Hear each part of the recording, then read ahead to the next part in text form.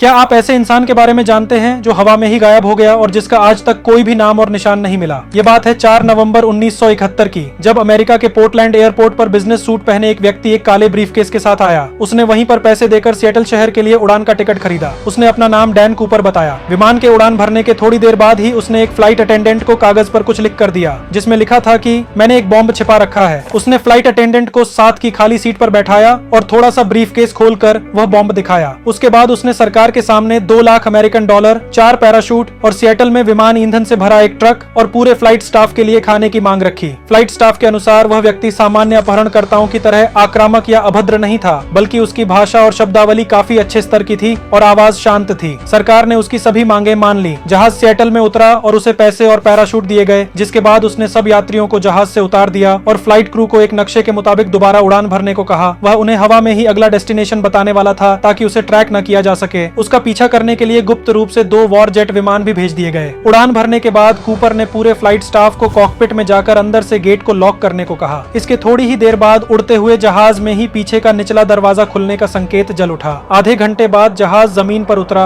और एफबीआई ने जहाज को घेर लिया, लेकिन जहाज में न तो बम मिला और न कूपर। केवल 2 डैमेज्ड पैरासूट और उसकी टाई पड़ी थी। एफबीआई ने तलाशी अभियान शुरू कर दिया। बहुत से संदिग्ध आरोपी पाए गए, लेकिन किसी से भी कूपर का चेहरा नहीं मिला। जिन 2 युद्धक विमानों को पीछा करने के लिए भेजा गया था, उनके पायलटों ने न तो सामने से और न ही रेडार पर किसी व्यक्ति या पैराशूट को देखा। न ही किसी नागरिक ने क्षेत्र में कोई पैराशूट देखने की पुष्टि की। 45 साल तक एफबीआई की टीमें इस व्यक्ति को ढूंढती रहीं, लेकिन कोई सुराग हाथ नहीं लगा। कूपर को दिए गए नोटों के नंबर भी सार्वजनिक किए गए, इस आशा में कि उन्हें खर्च करने के प्रयास में कूपर का कोई सुराग हाथ लग सके। इस सब के बाद भी इन 45 सालों में कूपर का छोटा सा सुराग भी प्रमाणित नहीं किया जा सका। कूपर धुएं की तरह गायब हो गया।